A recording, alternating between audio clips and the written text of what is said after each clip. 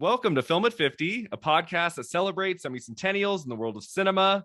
I am your host, Brian Rowe, and I'm thrilled to welcome James Kunovski from the Out of Oscar podcast to this season finale, the final wrap-up episode of the films of 1971 and the 44th Academy Awards ceremony. How are we doing, James? G'day, Brian. Thanks for having me. I am doing well. Thank you. Thanks so much for being here to talk Oscars. It's going to be a lot of fun today, talking about the ceremony that celebrated the films of 1971. Before we get to our main topics today in this season finale episode, I wanted to ask you, since you've never been on my podcast before, kind of what role has film played in your life, James? And what is it about the Oscars that we love so much? Okay, what role has film played in my life? Well, it takes up a lot of my time. We can start with that. I don't really have this sort of like cinematic story about how I got into film. I will say, though, that I had an interest in the Oscars before I had an interest in film. Okay. So the Oscars have always sort of been sort of like a jumping point into film, for me at least. And it's sort of always been like that. It's how I sort of approached these early years where I wasn't sort of alive at the time. I would see what the Best Picture winner was, or the Best Actress winner was, especially even more so lately. But yeah, I don't know. I think I really like competition. Yeah, exactly. But I'm like, I'm not a competitive person, but I feel like I just like the mystery of it, having this like elusive branch who votes on winners and them like differing from your tastes and that sort of thing. And I just keep coming back to it, getting my like heart broken year after year. but I come back for more. Yeah, I had a similar experience. Like when I was younger and starting to get really into movies, when I didn't really know where to start, I would look to the Oscars. I would look to like what was nominated for Best Picture. And when I was like in middle school, I just started like renting a lot of the Best Picture winners. That was a good way for me to just kind of get a sense of film history over the decades. And then as I got older, then I started really looking deeper into like what was nominated, what wasn't nominated. It's really interesting to look year to year at great films that came out that didn't get nominated at all, which happens. And it's so interesting to me when you look back on some years where it's like, how did that not get a picture nomination? How did that not get nominated for anything? Sometimes you have to dig deep.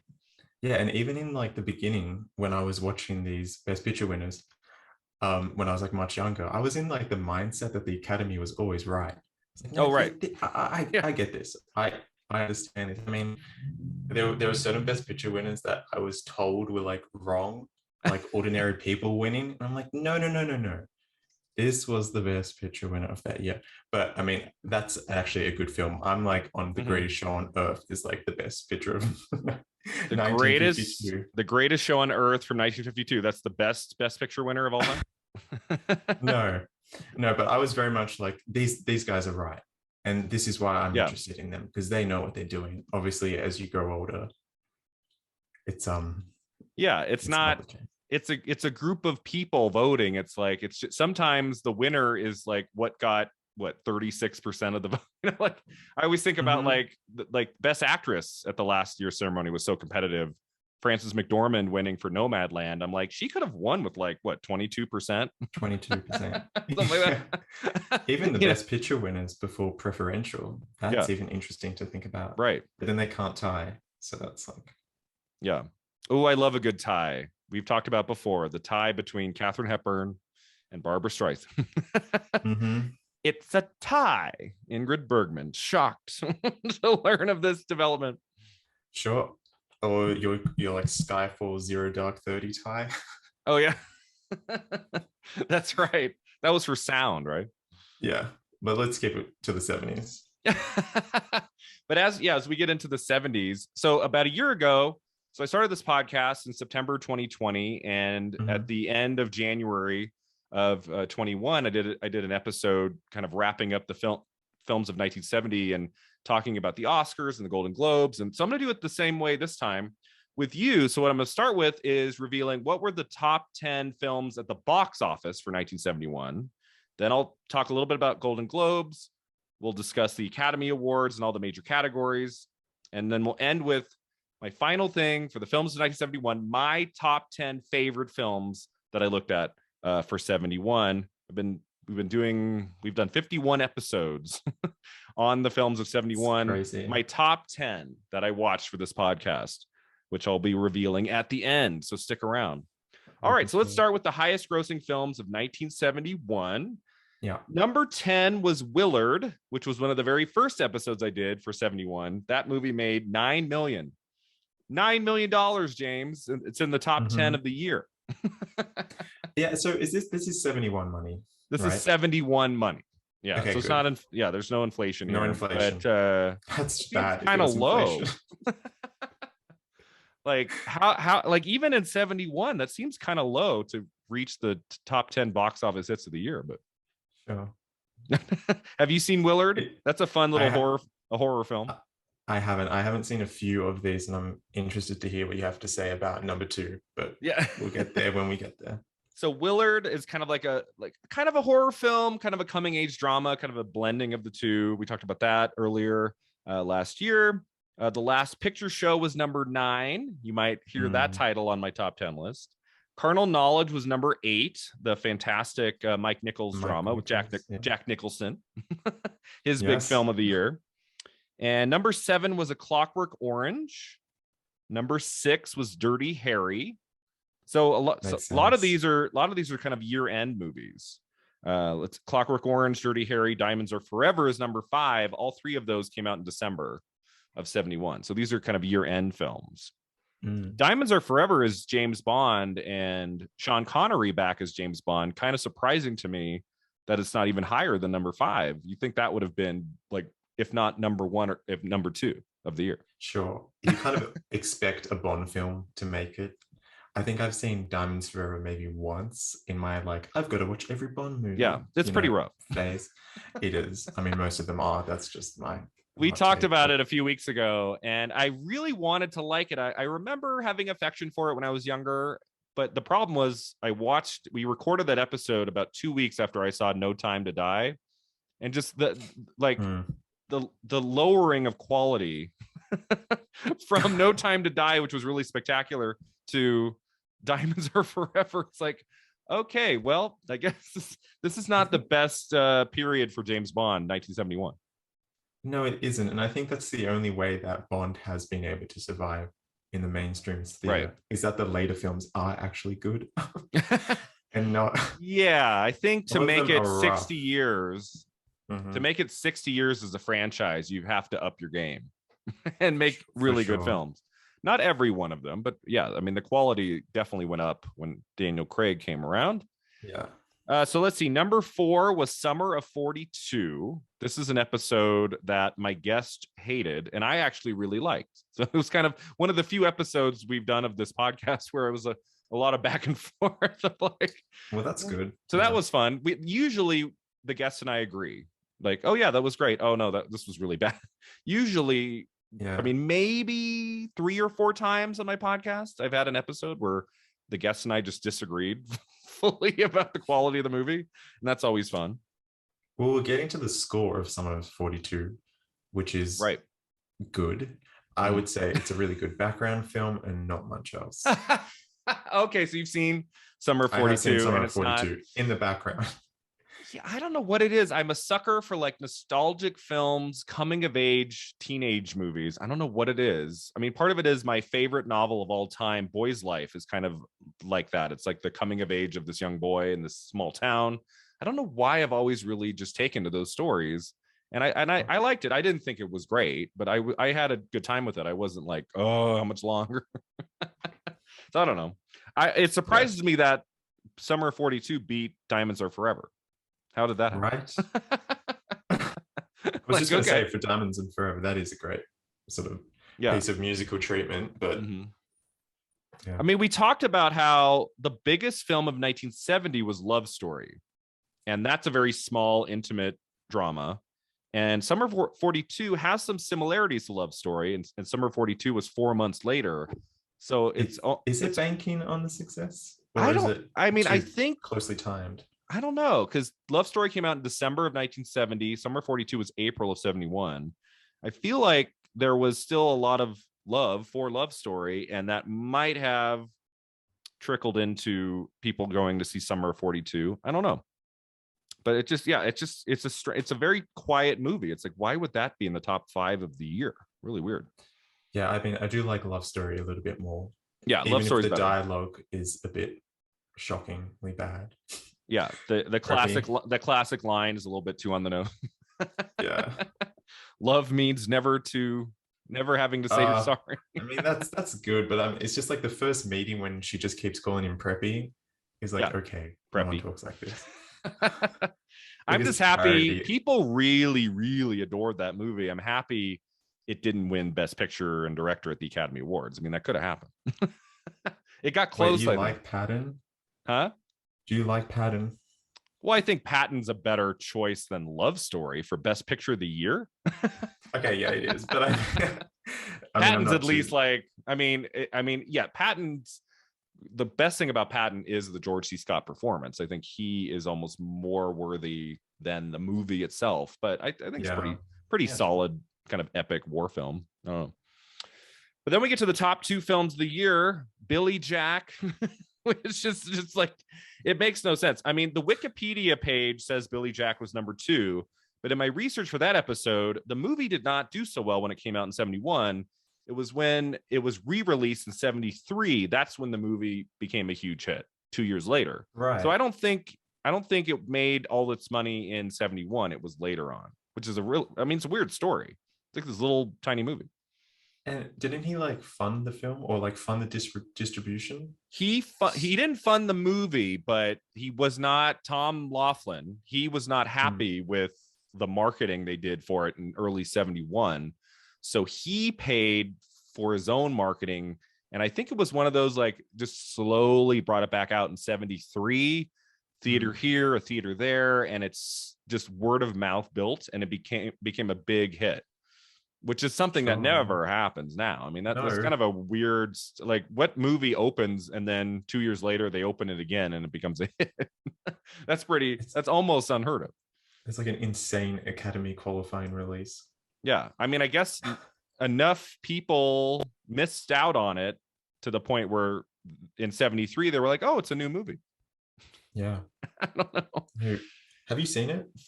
Yeah. We did an episode on it in September, and it was okay. There was nothing interesting. There was, to me, almost nothing that interesting about it. It was very just kind of like a subtle, quiet movie with moments of action and intensity, but you could tell it was kind of like indie and there was something kind of off about it. Just didn't all gel together. It felt like there was a really good movie somewhere in there, but it was toying with too many ideas and themes, and it was like, is this supposed to be a serious drama? Is it supposed to be a goofy action movie? It didn't quite nail the tone. It just kind of was all over the place. Okay. But apparently people liked it at some point, because he went on to make a couple sequels after that. And the number 1 film of 71 was Fiddler on the Roof, which I struggled. Have you seen Fiddler? Yeah, I sure have. It's not great. It's I mean, it's actually okay, that's selling it short a bit. Like it has some really good numbers. Yeah, some music's good. And like Topol's performance is very good. Uh-huh. But I have problems with the pacing, like big problems with the pacing. It loses you a lot. Yeah. I think because it also doesn't have the really dramatic, sad cut to intermission that the stage show has, which really sort of like deals its own in pacing. But like, I don't know, it kind of just like whimpers near the end, even though it's a big sort of finale. And I guess I'm not really like invested in the matchmaking of like 3 girls in Russia. It just, the story never really grabbed me. Like, it had scenes that I really liked. I love that fantasy sequence with like the witch, and that scene was cool. And I think the lead, the performance was really nice, and there were things I liked in it, but I was like, eh. And here's what I don't understand. So probably my favorite discovery for the podcast so far was 1970s Scrooge with Albert Finney. I'd never seen it before. I watched it for the podcast. I really, really, really, really love that movie. And it was a musical that flopped. Nobody saw it. It did not do good business. And then my favorite film, I'll just give it away now. My favorite film of 71 is Willy Wonka and the Chocolate Factory, which came out in June of 71. Also did not make very much money. So I'm like, how did these two movies, which I think are great, how did they not do well? And then the long-winded 3-hour Fiddler on the Roof is the number one movie of 1971. That makes no sense. Can you answer that? Sure. I think it definitely banked off the success of the Broadway play. The Broadway play, okay. For sure, which only came out about 5 years prior, if I'm correct. Actually, no, that was like Cabaret year, maybe a bit earlier.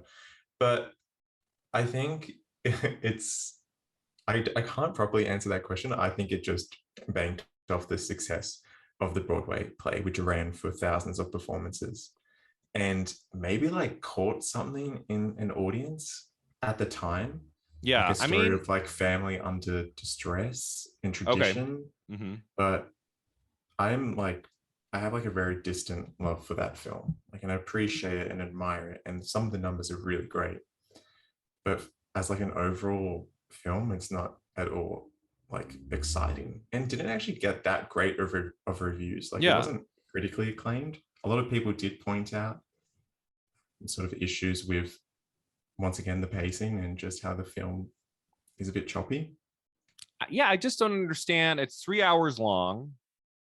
It's like, was everybody walking out of Fiddler like telling every single person they knew you have to see Fiddler on the Roof? I mean, it did come out in early November, and most of November, if you look on the calendar, like, it was actually a pretty quiet month. Like, the only major release from any studio, like a big one, was Fiddler. So it had like a month's time before we started seeing some of the bigger December releases. So maybe that helped it too. I don't know. It's surprising. Or maybe it like just tapped into like the Jewish market, and they were very vocal about, I don't know, who knows actually, because it wasn't like a big name in it or anything. Yeah, maybe it also just played a long time. Maybe it's like maybe it played in theaters for 2 years and it just like kept going, and so that's how it ultimately became the number one. I mean, it probably wasn't number one by the end of December. Maybe it was just one of those movies that just played and played and played. Yeah, people kept coming back. So those are the top 10 box office films of the year. Now I wanted to just mention a few of the winners from the Golden Globes before the Oscar ceremony. Best performance in a motion picture, comedy, or musical. How do you say it? Topol? Is that how you say it? Topol? Isn't his first name like Chaim? Yeah, so he won that for Fiddler on the Roof, beating out Bud Cort for Harold and Maude, Dean Jones for The $1 Million Duck. $1 Million Duck got a nomination. That movie's horrible. Walter Matthau for Koch, and Gene Wilder for Willy Wonka. Ooh, that one stabbed in the guy. Also, Harold and Maude, that's kind of amazing. You might hear that title later. And then the winner for actress is a movie I don't even know what it is. Twiggy won for The Boyfriend. Oh, you haven't heard of The Boyfriend? The Boyfriend, is that Ken Russell? Yes. Okay. It's the most annoying musical ever made. Okay, because we talked about The Devils.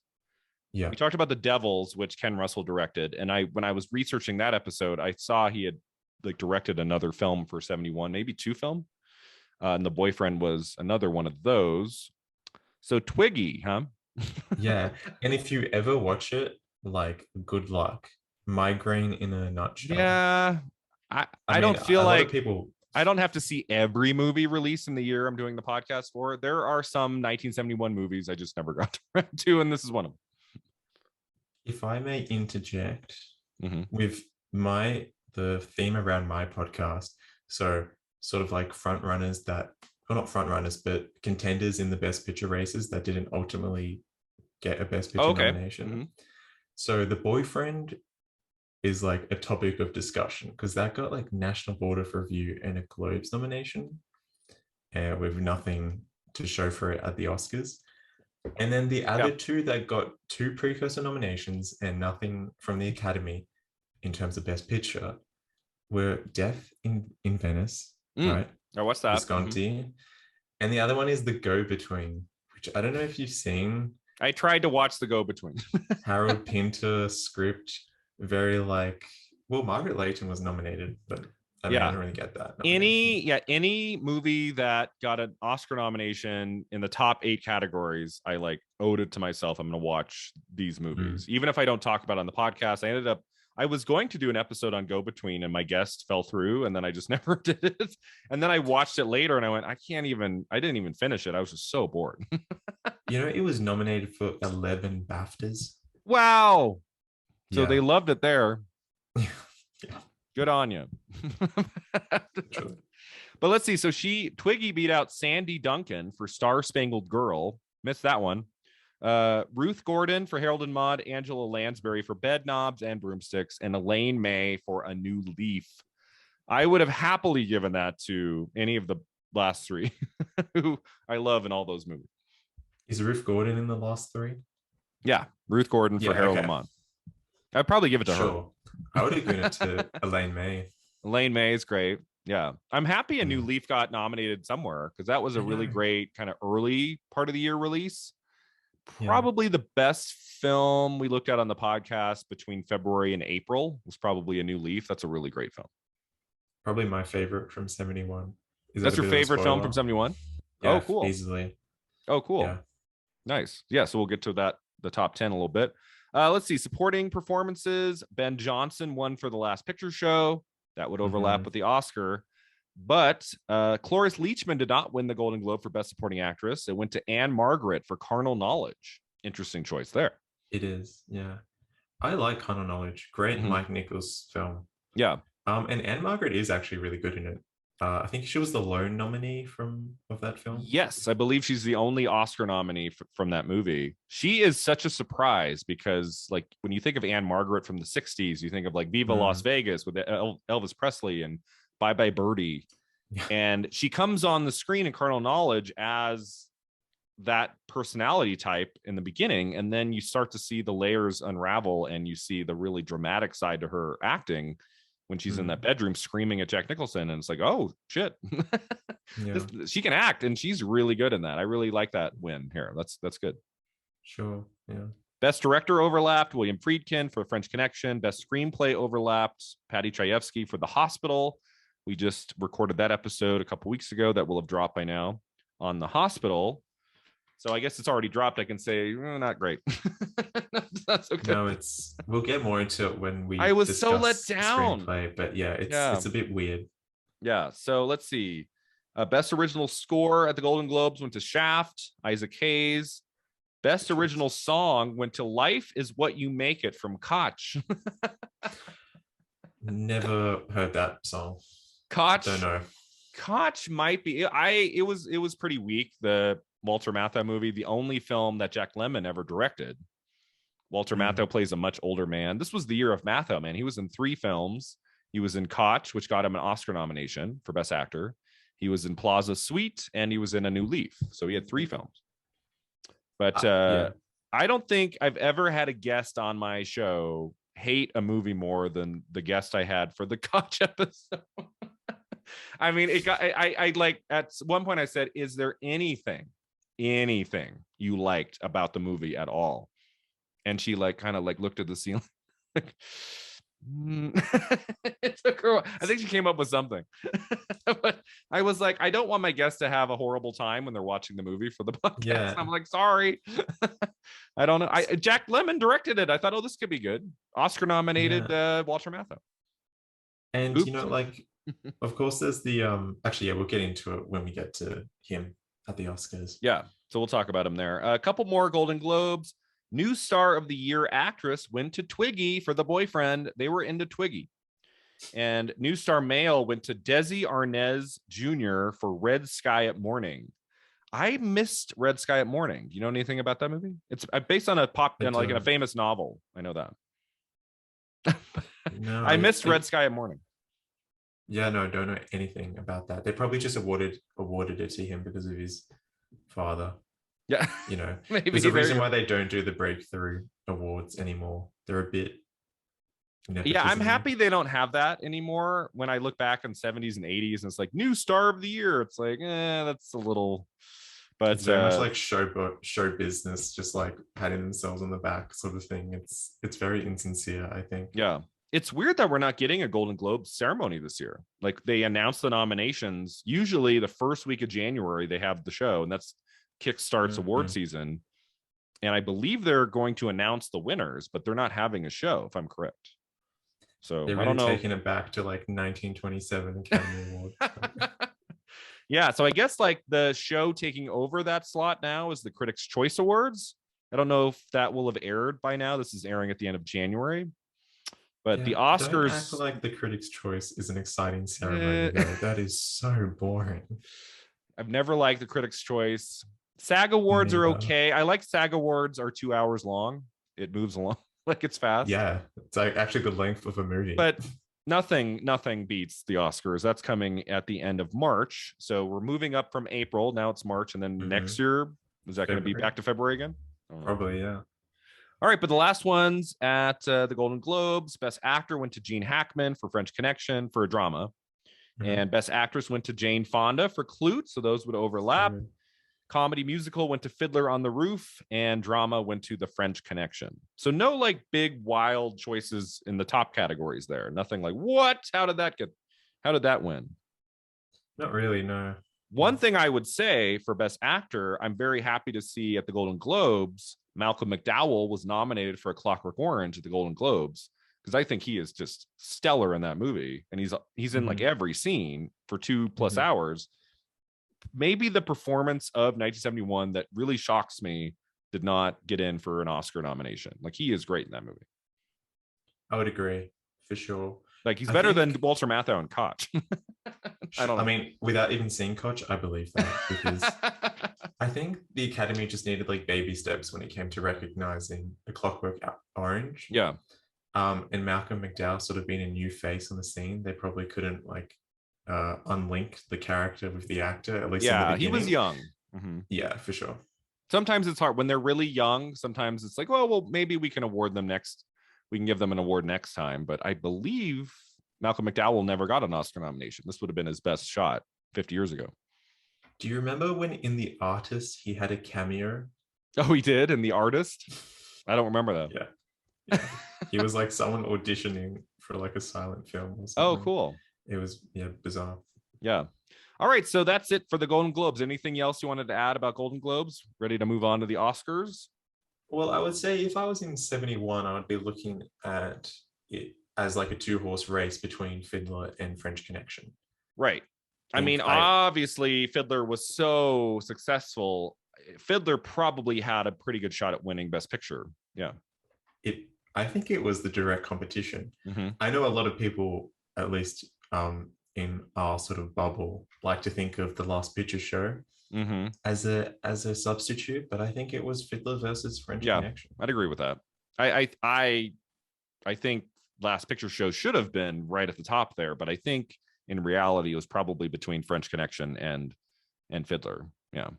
Ooh. It could have been Fiddler. How my history could have changed. Would not have been a fan. All right, so the 44th Academy Awards were presented on April 10th, 1972. If you look at like the ceremonies of the 70s and 80s, like a lot of April ceremonies. So like everyone thought last year was, it was really weird that we're having an Oscar ceremony in April, but that would happen. I have a poster that's like April 24th, 1986 or 87. No, you're not wrong. Yeah. Like that's crazy to think it's like almost May 1st and they're just now getting around to the Oscars. Like I've always been in them. I like when it's in March, like mid to late March. It's always been my kind of go-to. So April, back in the 70s, back in the 80s, a lot of the ceremonies would be not in February like we're used to, but sometimes March, even April. That was the case for the 72 ceremony. It was held at the Dorothy Chandler Pavilion in Los Angeles. The ceremony was presided over by Helen Hayes, Alan King, Sammy Davis Jr., and Jack Lemmon. Jack Lemmon, maybe he had some pull there with his movie Koch. I don't know. One of the highlights of the evening was the appearance of Betty Grable, who was battling cancer at the time. She made one of her last public appearances. She appeared along with one of her leading men from the 1940s, singer Dick Hames, to present the musical scoring awards. Grable would die the following year. This was the first time in the history of the awards in which the nominees were shown on superimposed pictures while being announced. Such like a gnarly fact. Like, what is that? Then the other big thing that year was Charlie Chaplin received an honorary award for the incalculable effect he had in making motion pictures, the art form of the century. Chaplin had been living in self-imposed exile in Switzerland for 20 years. He came back to the United States to remarket his older films and to receive this award. When introduced to the audience, Chaplin received a 12-minute standing ovation, the longest in Academy Awards history. 12 minutes. Didn't that happen after Picture? I think so. It was towards the end. Yeah. Like, yeah, I didn't watch that clip again, but I remember I've seen it, and he is like almost in tears as everyone just leaps to their feet and they're just like, they're so happy to see him. So that was pretty cool. And he like grabs the mic, doesn't he? And then it's like echoing like crazy in the beginning. Isn't that like something? Oh, that I think happens? so. He says thank you, and because it's like 70s mic, you can't just like grab it because it's feeble technology. And I just did a video.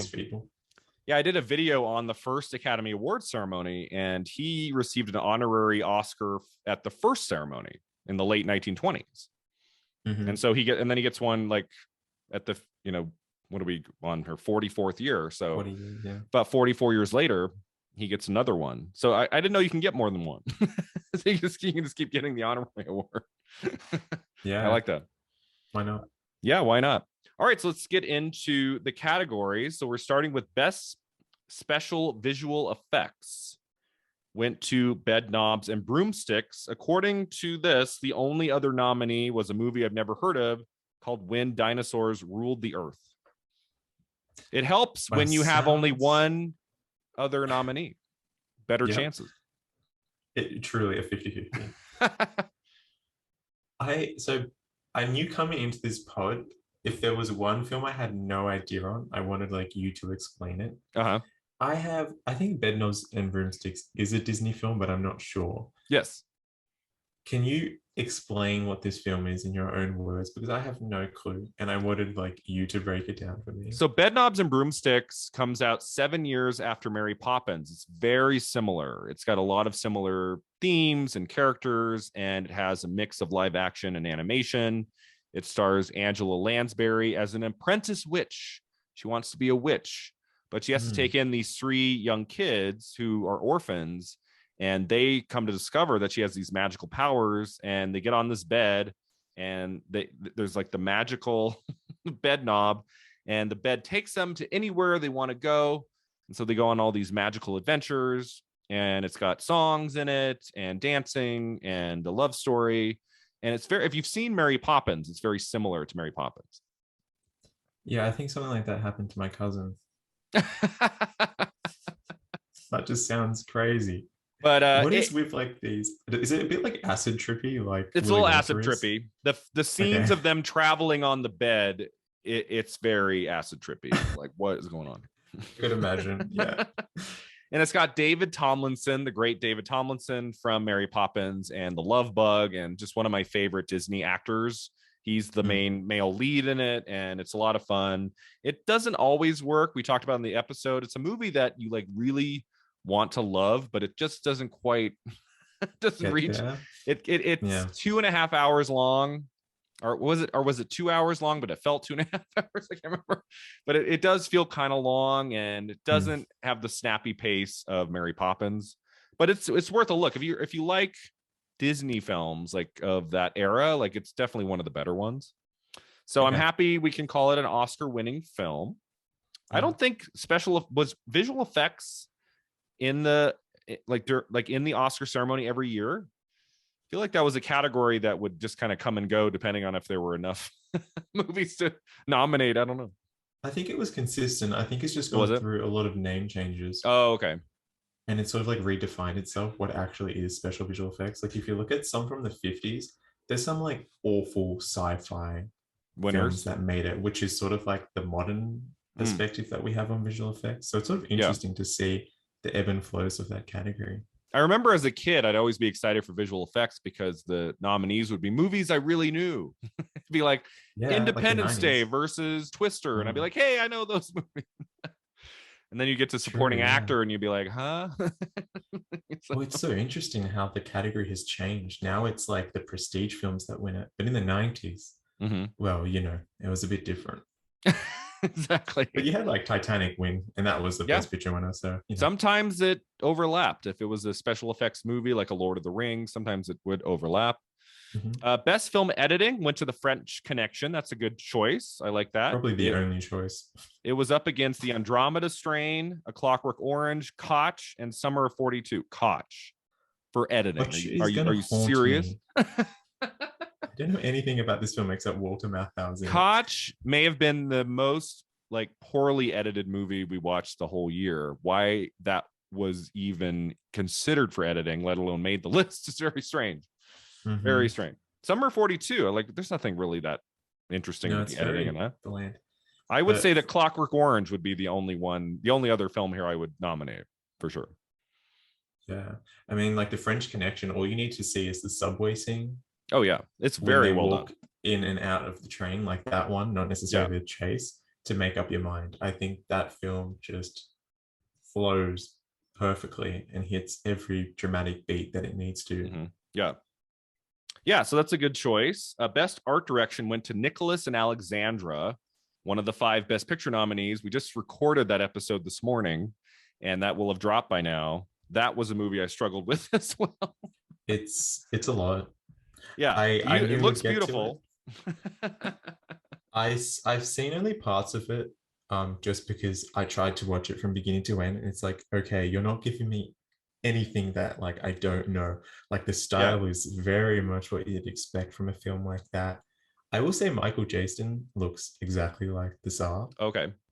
It's not like an easy, I mean, it's a pretty easy like a look to nail. Yeah. And that's really all the praise that I have. I guess the costume design is cool, Mm-hmm. but Yes, we'll get to. So art direction, the other nominees were The Andromeda Strain, Bedknobs and Broomsticks, Fiddler on the Roof, and Mary Queen of Scots. Mary Queen of Scots I did not get to on the podcast. I did watch some of it online. It was okay. But classic yeah, British kind of thing. I mean, I guess Fiddler would have been in the running there, but I mean Nicholas and Alexandra, if you watch the, I mean it's really fantastic art direction, so that would make sense. Mm-hmm. Yeah. Best cinematography went to Fiddler on the Roof. It was up against The French Connection, The Last Picture Show, Nicholas and Alexandra, and Summer of 42. How did Fiddler beat Last Picture Show for cinematography? Or even The French Connection. Yeah. Because Owen Roisman, is that how you pronounce his name? The Yeah. cinematographer of The French Connection sort of captured that handheld chaos that became really popular in the 70s and beyond. Yeah. And The Last Picture Show feels kind of like classic Hollywood meets new Hollywood, and the cinematography is a huge proponent in that. Yeah. It's also black and white, which we know nowadays they love, but I think they were just like really, I don't know, maybe it's sort of weird to think back on, because you know how like nowadays this year we have so many films that are in black and white. Yeah. But it feels like in 71, with The Last Picture Show really being the only major film that was in black and white from that year, that it would just seem like a bit archaic in their minds to shoot a film like that. Right. Like we've got all this color technology. Why would we ever go back? You know? I just think the black and white photography in Last Picture Show is so striking. I just feel like that. I mean, not to say that it deserves it because it's black and white, but it just looks so stunning. That would have been my choice over Fiddler. I mean, it would have been Last Picture Show or French Connection. Those are the two I think that are the best cinematography. They really like widescreen. Don't underestimate how much the old Academy likes a big widescreen anamorphic. Wider the film. better. It's well, yeah.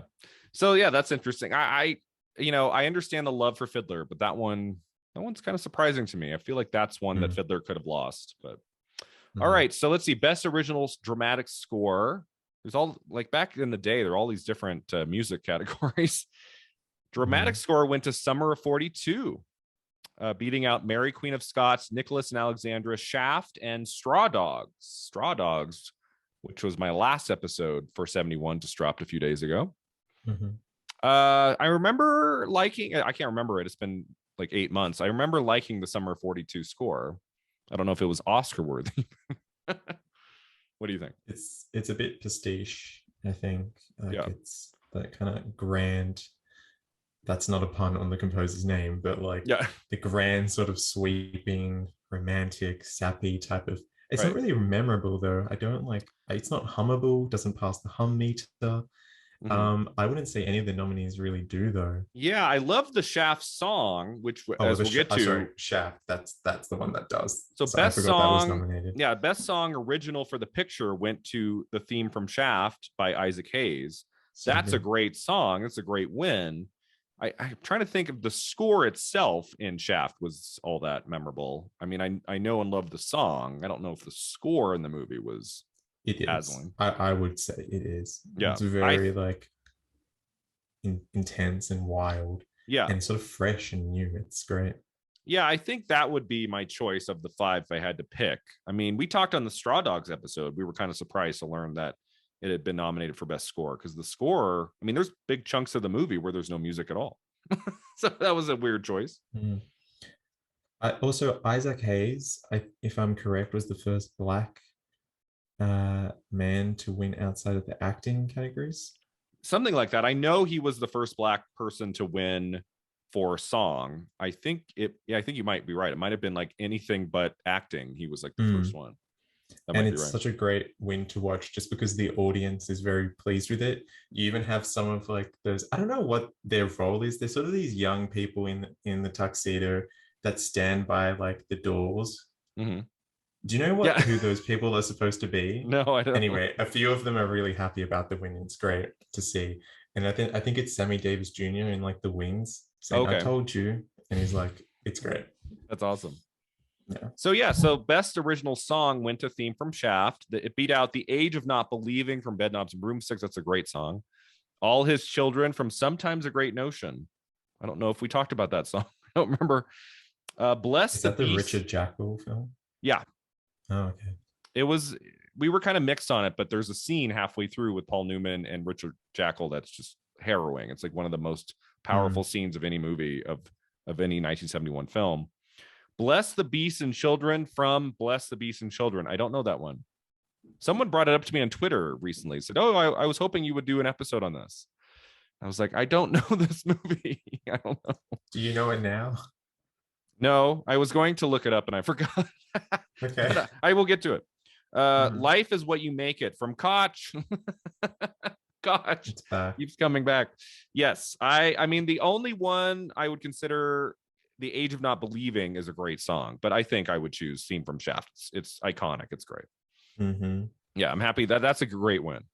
And just lives on in pop culture. I mean, like sort of parodied in The Simpsons, I think.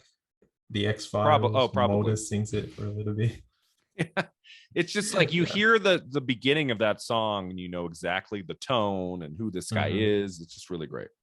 I think it also like set up disco in a way, like it set the tempo for disco. Yeah, that would make sense. And then the other music one, best scoring adaptation and original song score, went to John Williams for Fiddler on the Roof. Kind of like an interesting statistic there. When we think of John Williams and his Oscar wins, we think Spielberg, we think Star Wars. Not very few would be like, oh, one of his 5 Oscar wins was for Fiddler on the Roof. Right. Yeah, like I know it's so where does this lie in his like 50 nominations? This would have been fairly early on, right? This is I think he got 1 or 2 nominations before this, but this was his first win, first of 5 wins. He had no idea what was coming.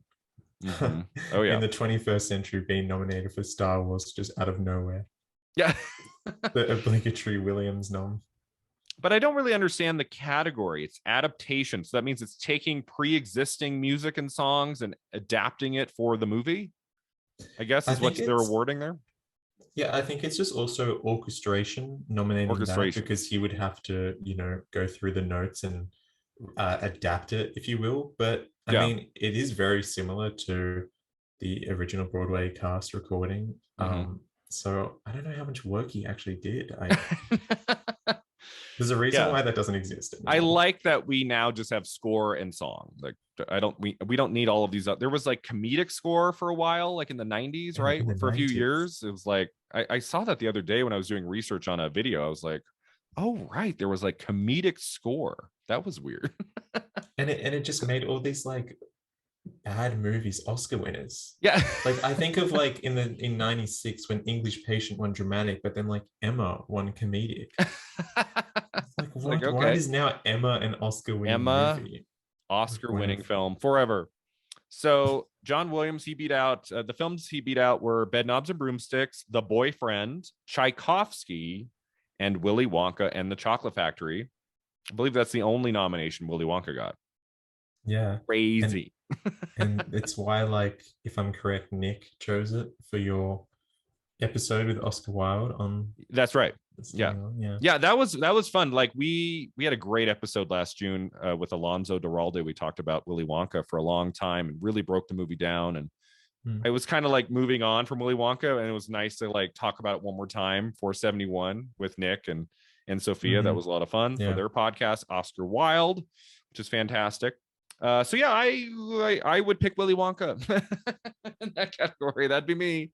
Sure. Yeah. I mean, it's good. Still don't really understand the category, but don't really understand we'll it, but pretend that. sure.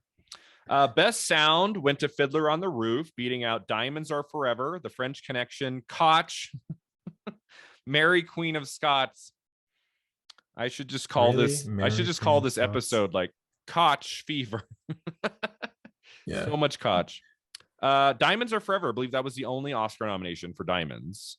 Got in for sound. Fiddler winning there. Okay. I mean, I would have given it to French Connection. I don't know. Yeah. I give it to French Connection. But sound often goes to musicals, right? Yeah, I was going to say, I think it's just easier for them. They see a musical to give it best sound. But I think, like I forget if it's diegetic or non-diegetic.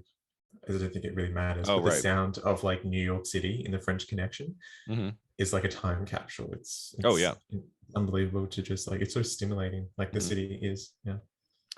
Best costume design went to Nicholas and Alexandra, beating out Bedknobs and Broomsticks, Death in Venice, Mary Queen of Scots, and What's the Matter with Helen?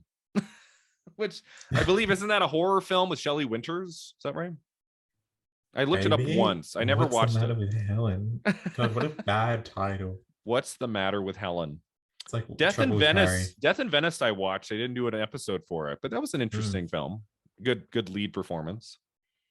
I probably would go with Nicholas and Alexandra. The costumes are amazing. I just watched the movie 2 nights ago. It was really like, I didn't love the movie, but the costumes in it were really great. Yeah, like there's no point pretending that it's not a well-designed film. Yeah. Even if I have trouble with just like the pedestrian filmmaking. She wears this like Alexandra Queen, whatever. Janet Sussman. Yeah, she wears this huge like orange muff in the scene. It's with her hands like in between. It's like, okay, that's very like gaudy and garish, and I love it. Yeah, so that's a pretty good win. I mean, if it was going to win anywhere, that's the one. It also won art direction, so got a couple technical awards there. Best foreign language film. The only one I saw was the winner, The Garden of the Finzi Continis, and we talked about that, Contini. Yeah, Contini. That was another one I struggled with. Oh, do you love it? Yeah. Yeah. I think it's so how do you describe it? I think for starters, it's Vittorio De Sica really coming back to the great films that he made in the 40s and the 50s without using that style, because I wouldn't describe it as like a near-realist film or anything. He had some really bad films in like the late 60s. And it's like, it's good to see him as a director coming back to really just like emotional but also subtle filmmaking. The ending like strikes me in my heart. I think I will admit that it definitely has like too much of an emphasis on like a love triangle that doesn't really work, and it's not really like interesting to see. But it's so interesting because the Finzi Continis are looked upon as a sort of pillar for stability. I mean, they've survived behind those garden walls for centuries. What are the fascists going to do? Like, that's what their mentality is. And the garden is as much as an enclosed space as it is an enclosed state of mind, is how Ebert put it in his 4-star review. and I agree, and it's just so like it's very Italian. Like we'll Right. say that. Like Dominique Sonda is Beautiful definitely photography. fetishized a little bit by Mhm. De Sica. But I think yeah, it's well shot. The main guy looks like Josh Charles. That's like my observation. Okay. If you know, like Dead Poet Society, Josh Charles Yeah, yeah. era. Yeah, I really, it's a really good winner. I think maybe like Israel would have had a shot at winning. Like that would have been, I guess, their only win. I think they're the most nominated country to not win. Oh, okay. But like the policeman would have been a good runner up. But that's really all I've seen from the Policeman, nominees. Tchaikovsky, Dodds Kaden, and The Emigrants, which I believe is nominated for Best Picture at the next ceremony. Is that right? I think The And Emigrants came yeah, out in the United States in 72, and then it was in competition at the next ceremony. we love that. We love to see it. I mean, it happened all the time. If you know, Oh, yeah. like with yeah, mainly with Swedish films. Mm-hmm. So I will get to The Emigrants eventually. Any film Mm-hmm. nominated for Best Picture, I do an episode for no matter what. All Yeah. right, so that takes us to the top 8 categories here. So let's start with Best Screenplay based on material from another medium. Went to The French Connection for Ernest Tidyman, based on the book by Robin Moore. He beat out A Clockwork Orange, The Conformist, The Garden of the Finzi Contini, and The Last Picture Show. What do we think of this category? Well, it's interesting because I've definitely heard a little bit of a rumbling that the French Connection didn't really have a script. Okay. I So wouldn't no, we you know I wouldn't disagree with that. giving an Oscar to a film that in the process they said didn't actually have a script, they sort of winged it, is a bit of a move. I there's nothing that really stands out about. I think it's a director's film first and Yeah, foremost, and then like an actor's film. There's nothing agreed. that really stands out about the script to me. I mean, there are some lines that, especially the Frenchmen, say that kind of have that sort of screenwriter's flair. Mm-hmm. But I mean, like the Last Picture Show is right there. Oh, Even A Clockwork Orange, which has like its own language, of course, based on the source material, it had that language as well. But I think that was just like the best picture fever, and it swept it up. yeah, sometimes that happens, right? It's like maybe Mm-hmm. it's not the best screenplay, but wins director and picture and maybe an acting award. Like sometimes it'll just pick up screenplay too. It just like Mm-hmm. people check screenplay off the list for that movie that they love the most. So it might have been that. But I think this category should have gone to The Last Picture Show. Like if there was one place outside of acting that this movie should have been rewarded, I think best screenplay adapted from another medium would have been the right one. And then Peter Bogdanovich would have had an Oscar. I don't think he has one, does he? I don't think he ever won. No, Like he was no, he didn't. nominated. He might have been nominated for Paper Moon 2 years later. I don't think he ever won an Oscar. This would have been the best No. chance. And how do you watch the Last Picture Show with all of those monologues Mm-hmm. and come away with it not admiring the script? Yeah, exactly. Maybe they just didn't respond to the film as much as we. Yeah, It might have been. Yeah, it it's might have been the possible. case. I have not seen The Conformist. You know that movie? I don't know that one. I have. It's it's good. I don't know if the script. I mean, like The screenplay. the architecture and the lead performance sticks out for me. I don't know if the screenplay entirely resonated. We've got 2 Italian scripts Right. nominated here. Mm-hmm. The Garden of the Finzi Contini. I do like this. I do like the screenplay. I do like um, the dialogue that the main character, I forget his name, has with his father, Mm-hmm. especially in the first 30 minutes. Yeah. But then I know that that's very similar in the actual source novel. So, it's if you adapt to, it's why I have trouble with like The Father winning best adapted Oh, screenplay this okay. year, because that's exactly how the play is. You know, Oh, like right. there's no actual, like, I know you're adapting a script, but there's not actually like additional material there. You're just Um, transcribing. transcribing literally, yeah. That's a good point. Yeah. Um, so yeah, the Last Picture Show. I That would should have, have won. yeah, I would have gone with Last Picture Show there. And then Mhm. best original screenplay this year, the category is best story and screenplay based on factual material or material not previously produced or published. Imagine engraving Or that. we can try just best original screenplay, Went to the Hospital by Patty Chayefsky, beating out Investigation of a Citizen Above Suspicion, which had won Best Foreign Language Film the year before. Another Italian. Clute, Summer of 42, and Sunday Bloody Sunday. I would have gone with Clute or Sunday Bloody Sunday here, personally. The Hospital was a letdown for me because Network is one of my favorite movies of all time, and I was really excited. Oh my gosh, Patty Chayefsky won an Oscar for another movie. It's got to be great. And it was kind of a letdown. It was a lot of long monologues, and there wasn't much chemistry between George C. Scott and everyone. Yeah. And everyone. George C. Scott is definitely feeling his oats in this film, and it's like, tone it down a bit. Diana Rigg is the female lead in that, and there's something off with them in the movie. It just never gelled for me, and I was kind of surprised that it won the Academy Award for Best Original Screen. It also kind of swept. I think it won BAFTA, Globes, and the WGA.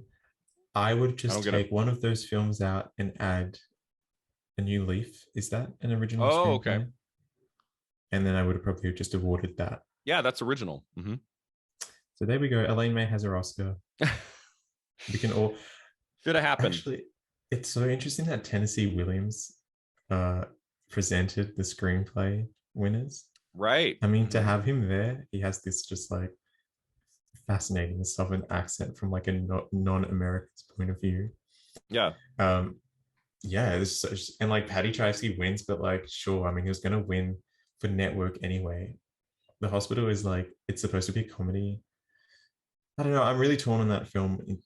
I definitely expected more, like you did. I do actually like George C. Scott's performance a little bit more than Patton. Okay. And also he kind of like accepted the nomination this time, I believe. He didn't go all like, I'm going to refuse it. It's a meat parade, if I'm correct. Or maybe just stop caring. That was interesting. We mentioned that on the episode. Like, so he won for Patton, he refused the award, and then they nominate him again a few months later. It's like, okay, you think that would have prevented him from getting another nomination, at least in the next few years? Kind of interesting. I think this was his last Oscar nomination for The Hospital. I don't think he got another one after this, if I'm not mistaken. 99, 2000, somewhere around there. Okay, sure. So he worked in films for another 30 years. Okay, interesting. But yeah, I would go. I probably, if I had to pick one of those, I would have gone with Sunday Bloody Sunday. I love the screenplay to Clute, but it really is an acting showcase more than anything. So I would go with Sunday Bloody Sunday. That's a great script. So let's get into the supporting categories. Best Supporting Actor went to Ben Johnson for The Last Picture Show, beating out Jeff Bridges for The Last Picture Show, Leonard Frey for Fiddler on the Roof, Richard Jackal for Sometimes a Great Notion, and Roy Scheider for The French Connection. What do we think of this choice for Ben Johnson? Well, I think overall the category is pretty weak. It is. Ben Johnson wins famously with the least amount of screen time in his category. 9 minutes. I believe it's 9 minutes 54 seconds. The shortest runtime for a Best Supporting Actor winner. And I think the second shortest of all time. Oh wow. Oh no, that's probably not correct. But anyway, yeah, Ben Johnson, he has his monologues, especially by like the lake, about his ex-wife. And I guess that like warrants a win. And then I'm not even like the type of person that says, oh, Jeff Bridges should have won instead, because I'm not even sure if he did actually a lot in that film either. I mean, he looks like adorable, like young Jeff Bridges. But apart from that, moving on to like Leonard Frey, that nomination completely perplexes me.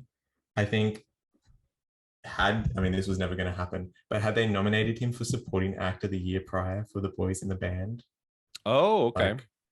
That would have been great. I don't know if that's like a sympathy makeup. Did the Academy members even watch The Boys in the Band? Who knows? Well, they probably did, because William Friedkin directed it. But and then I think I have seen parts of Sometimes a Great Notion, because is there like a scene where Richard Jackal, that's his name, right? His character is like trapped under a log. Yeah, that's the scene. That's the most famous scene from the movie, and one of the best. Okay, sure. I think I have seen that scene. Is it really just nominated because of that? Yeah, he's barely in the movie. Like, he's in a scene here and there, and then that scene, I want to say, goes on for 6-7 minutes, and it's in real time. And Paul Newman is his brother, and he's trying to save his brother, and he can't. And it's just, and you see it in real time, and it's just devastating. And so, yeah, he was nominated for that scene for sure. But if I had to pick from this list, I think I go with him. I think I go with Richard Jackal. Like that was the performance of these five that I found most memorable at the end of the day.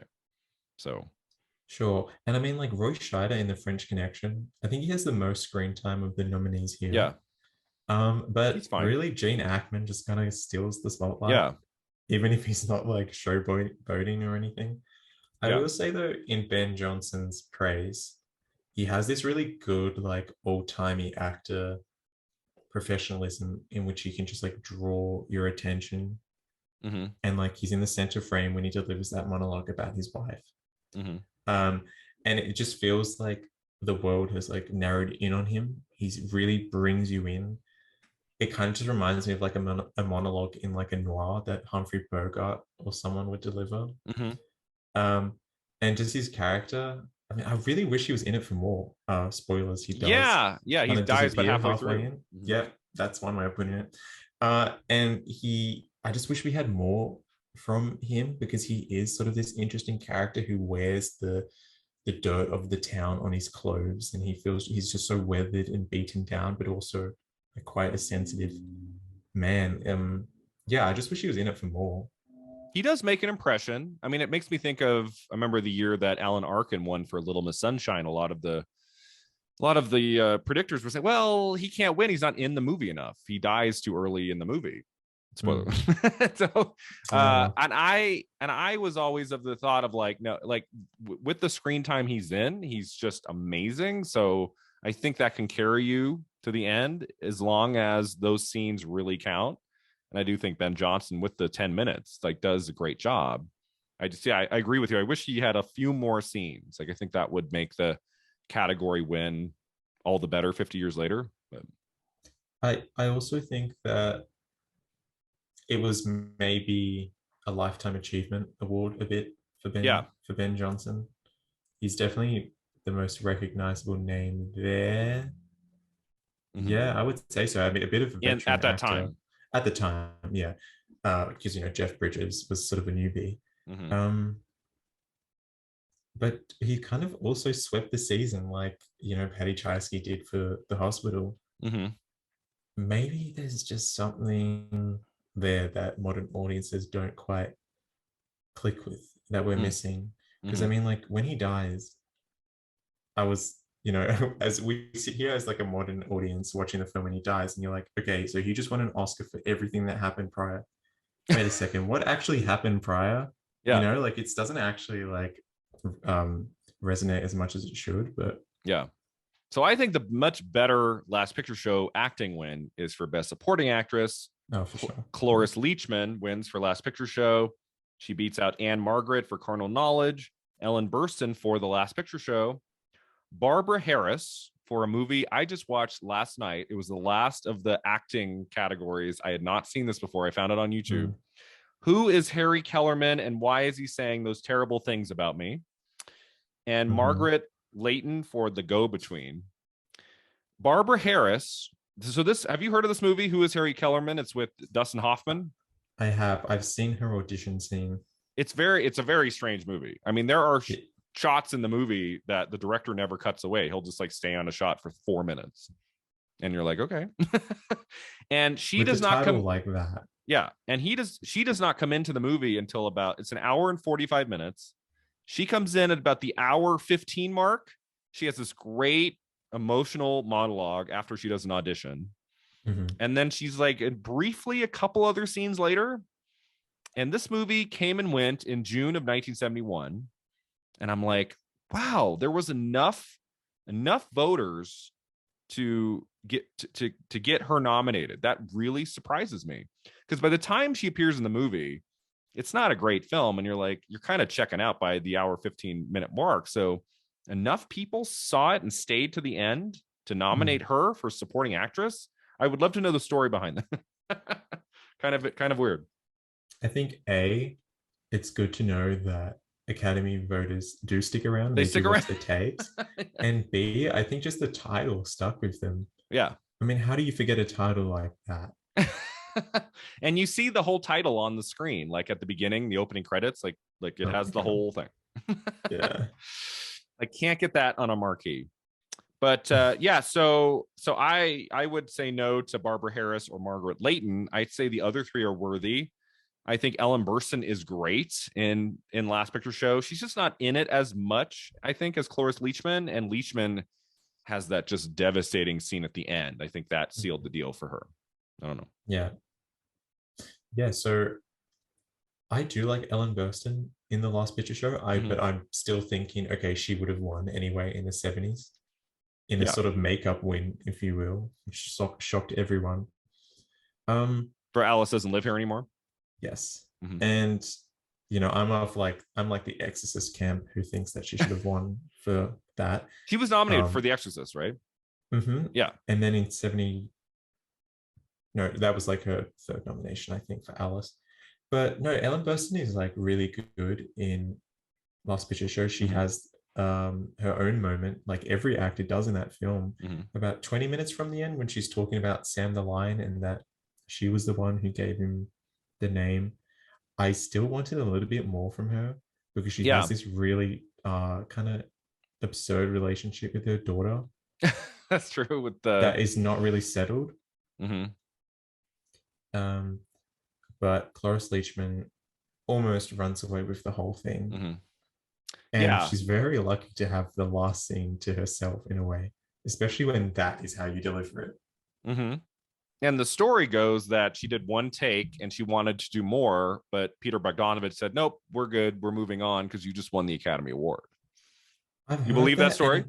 I don't. It seems a little bit like I want to believe it. Hollywood is such a fantasy, like that sort of thing. Like it's a fairy tale.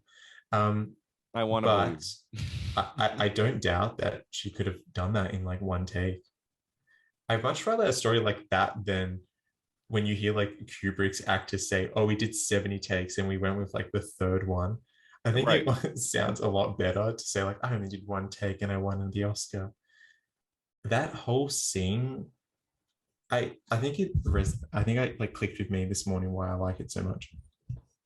So you know how if we're like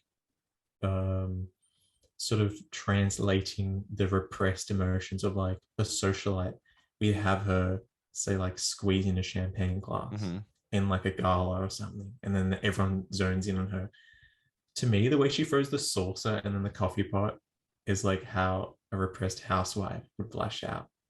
And it's like I don't know, it's just a scene that I'm kind of speechless. You take it away because I'm like I really do like her performance. It's sort of hard for me to explain why. What I love about Cloris Leachman, we think of as a comedic actress. We think of Mel Brooks. And I love that we have this piece of her acting range in Last Picture Show. It's such a great dramatic performance. And what's so great about it is not only that monologue at the end, like throughout the movie, she has all these great quiet scenes, sometimes by herself. There's that overhead shot of her on a bed, and she's just sitting there waiting for this young guy to show up, and he never does. And I just really love what she brings to it. And she's like just the right age for that role too. Like she's noticeably a little bit older than most of the other women in the movie. And I just think she was perfect for that role at that point in time. And she just knocks it out of the park. I'm really happy with that award win for her here. I know a lot of people consider it like the best supporting actress winner. Really? Where do you stand on that? Oh, I would have to look. I don't know. I know I love her performance in this. I would have to think back. I don't think this is my favorite best supporting actress win. Maybe it's in the top 10. I'd have to look back in like the last 30 years. I'm sure there are a couple others that I might like more, but it's one of the better ones for sure. And what I love about that monologue is how she, what I love about that monologue is how she conveys like the breathlessness of rage.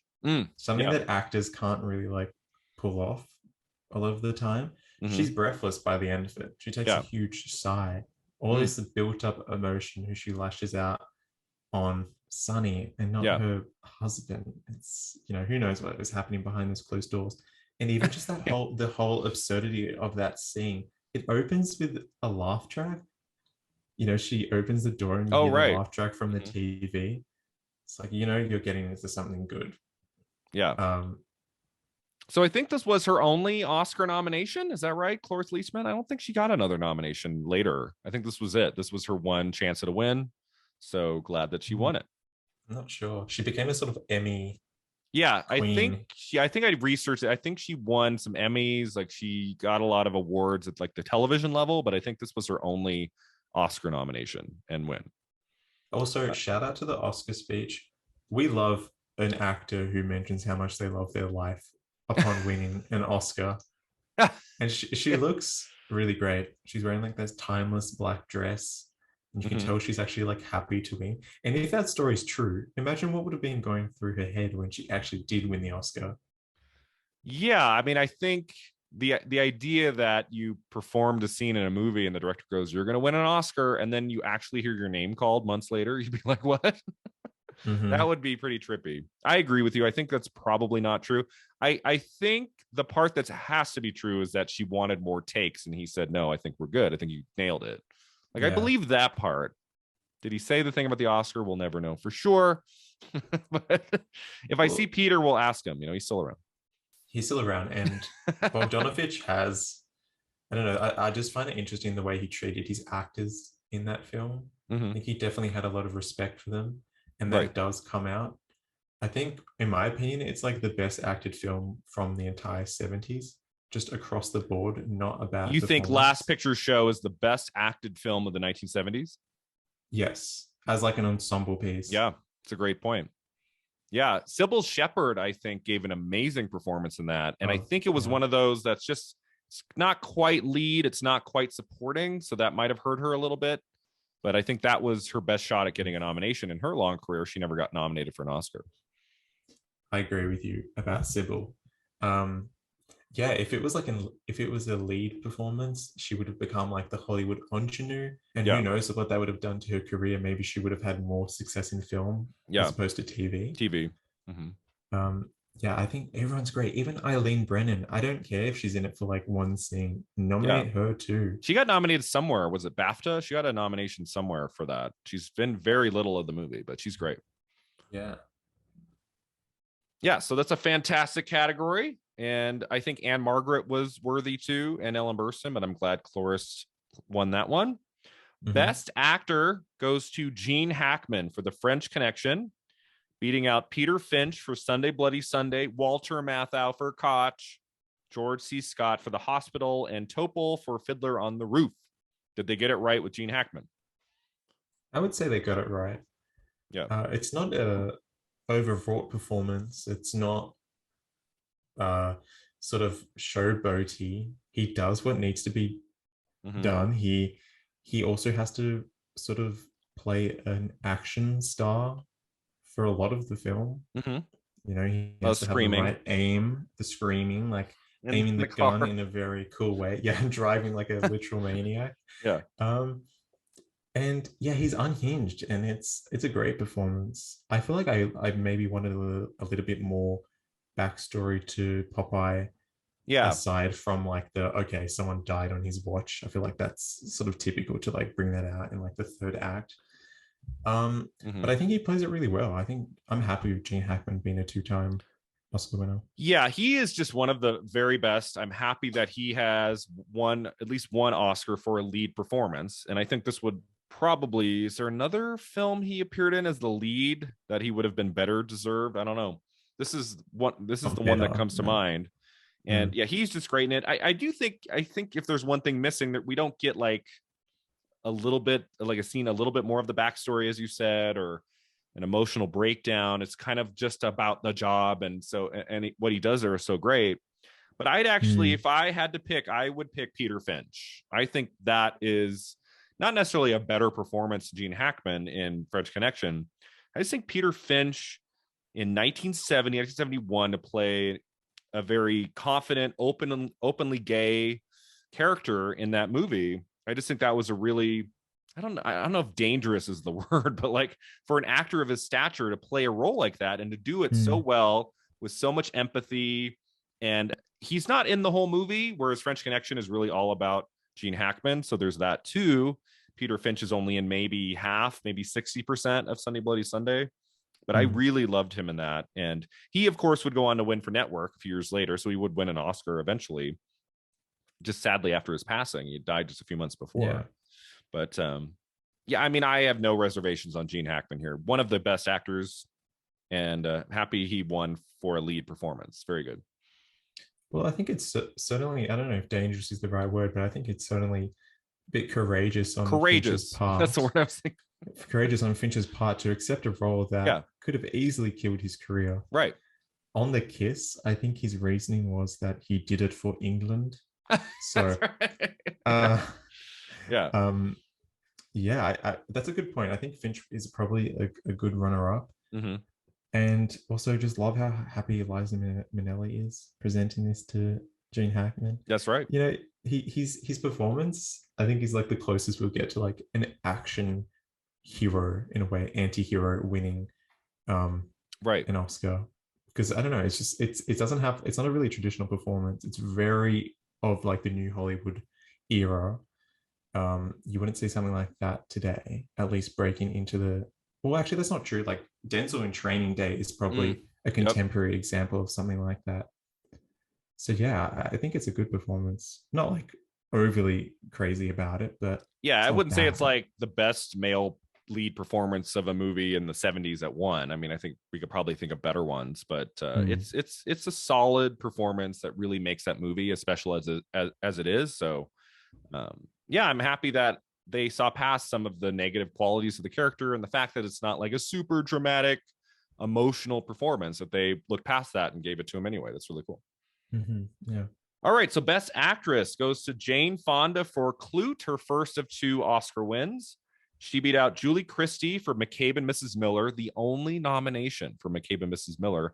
That baffles me too. That's surprising. Glenda Jackson for Sunday Bloody Sunday, Vanessa Redgrave for Mary Queen of Scots, and Janet Suzman for Nicholas and Alexandra. Yes, Jane Fonda for Clute. That would be my choice too. She's great.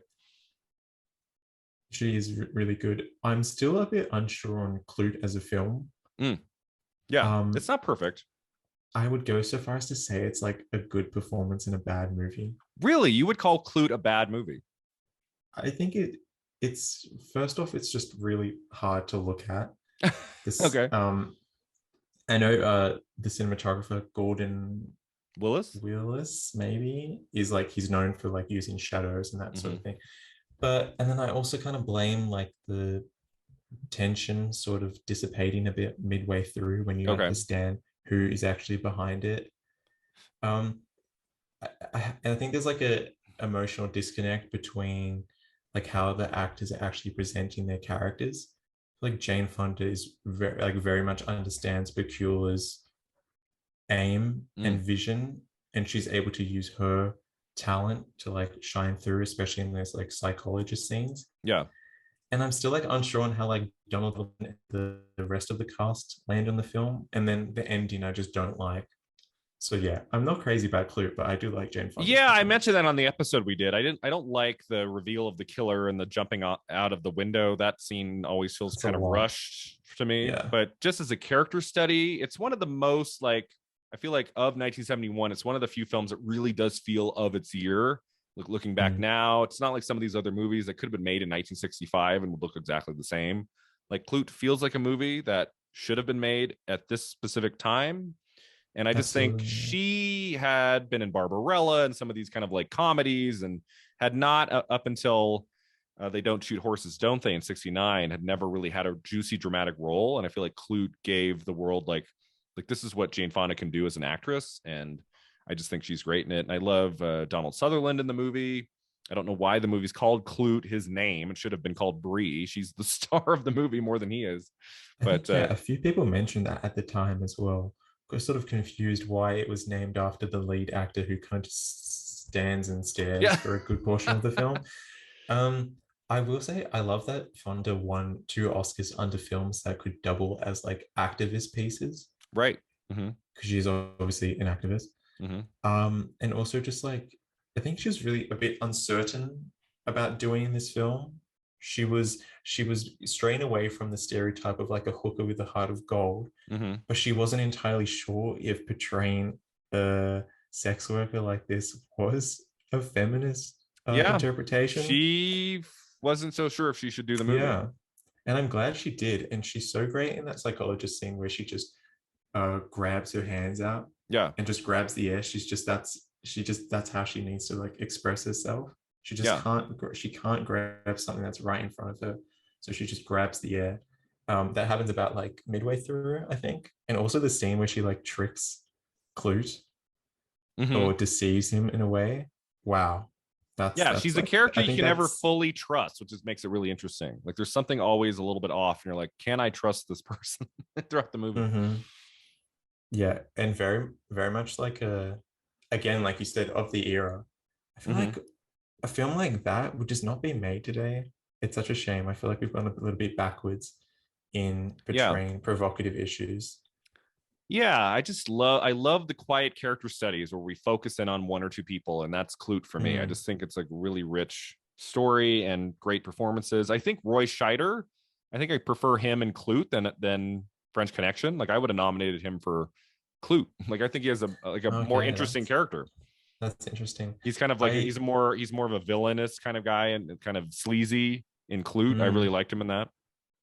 so maybe you can color me about the ceremony. So I know that she was only one of two of the nominees to show up, Oh yeah. and she's still wearing the shaggy hair that she has in that film. Mm, She comes on stage and she says, "There's a lot of things I want to say, but I'm not going to say them." right. Is this in relation to the Vietnam War?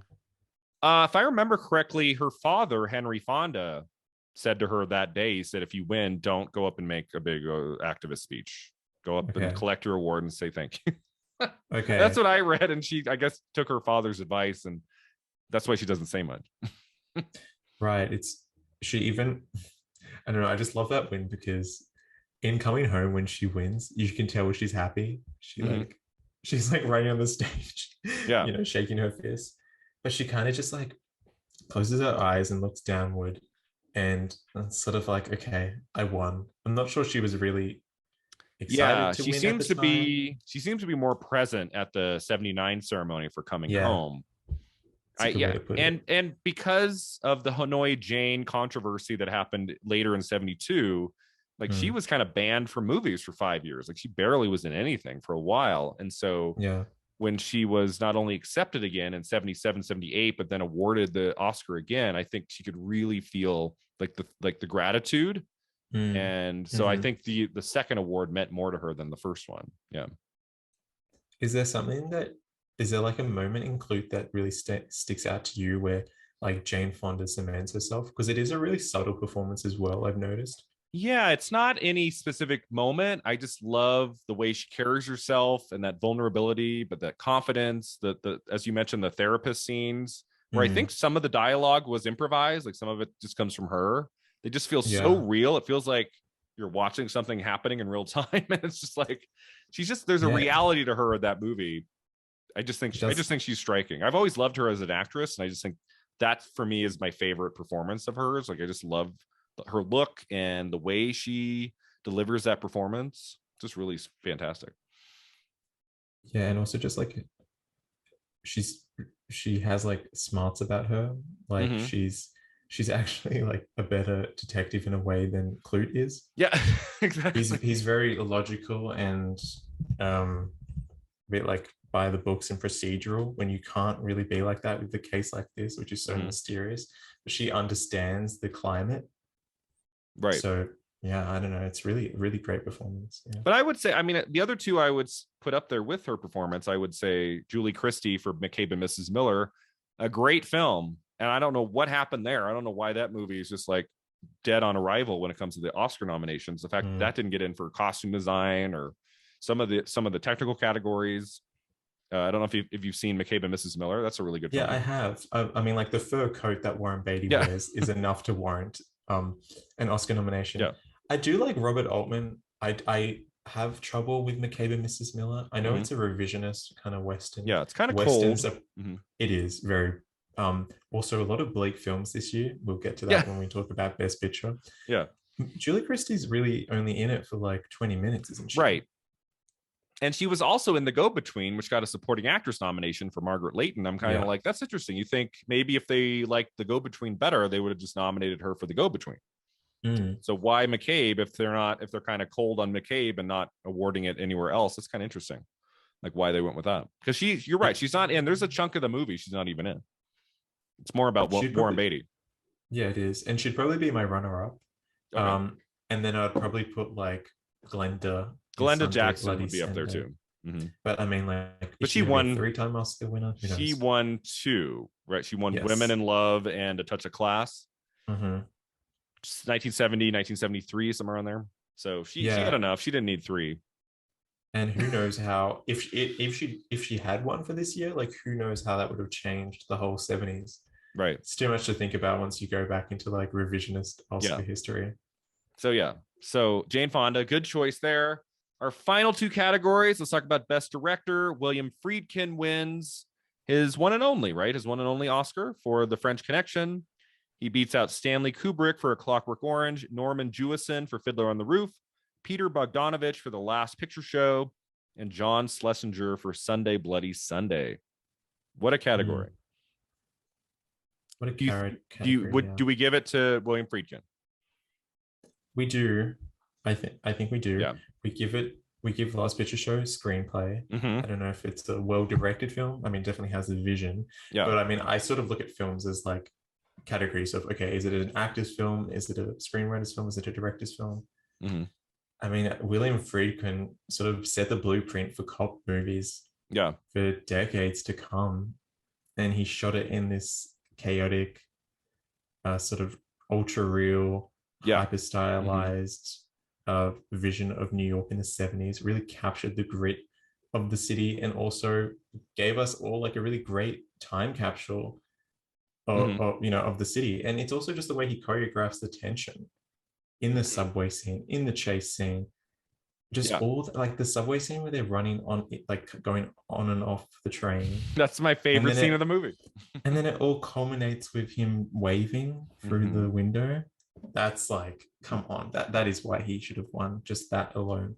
I'm very happy with him winning. I'm so glad Kubrick didn't. Why? Kubrick's vision for Clockwork is really innovative and interesting. It is, but I'm just happy that A Clockwork Orange just didn't win anything really. Okay. I mean, I don't hate the film. I mean, I actually watched it for the first time a week ago. Oh, okay. Just a note to the teachers out there: don't show that film out of context, because it makes it look like a bit crap. You know, right? just don't show me like the really disturbing scenes with no context to them whatsoever. You need the whole film to really understand the arc and the characters. I feel like the first half is very interesting, and then it loses me. Okay. Until like the last 5 minutes. I would agree. I think the first 45 minutes is the best part of the movie. I think the second, the next hour is solid. It's not quite at the level of what we get at the beginning, but I don't know. There's something about Kubrick's work. He just draws me in every time, no matter what film of his I'm watching. But yeah, I would go with Friedkin. Yeah. I think Friedkin's the best choice here. I agree. It's probably unfair to like say Kubrick, like to insinuate that Kubrick did a bad job with Clockwork. I just feel like I'm more looking at like a competitive standpoint, where I'm like, okay, yeah, Kubrick never won Best Director for a movie. That's kind of crazy. Yeah, it is. But I mean, like, what would you have given it to him for?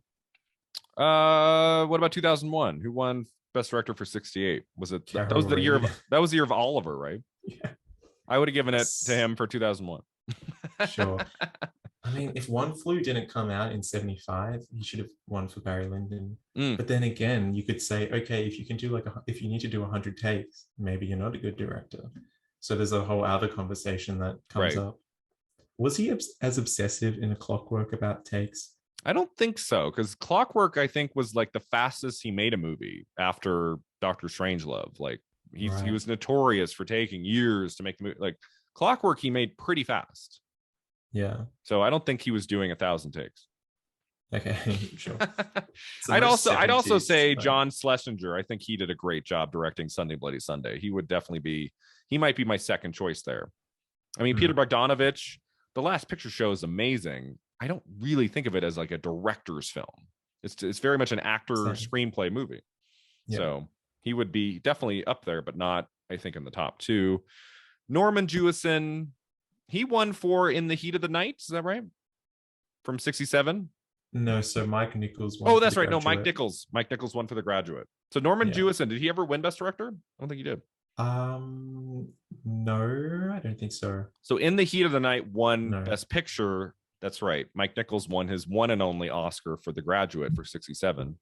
Mhm. How did I not know that? I read Mark Harris's book, Mike Nichols, A Life, front to back. I should have remembered that. Yeah.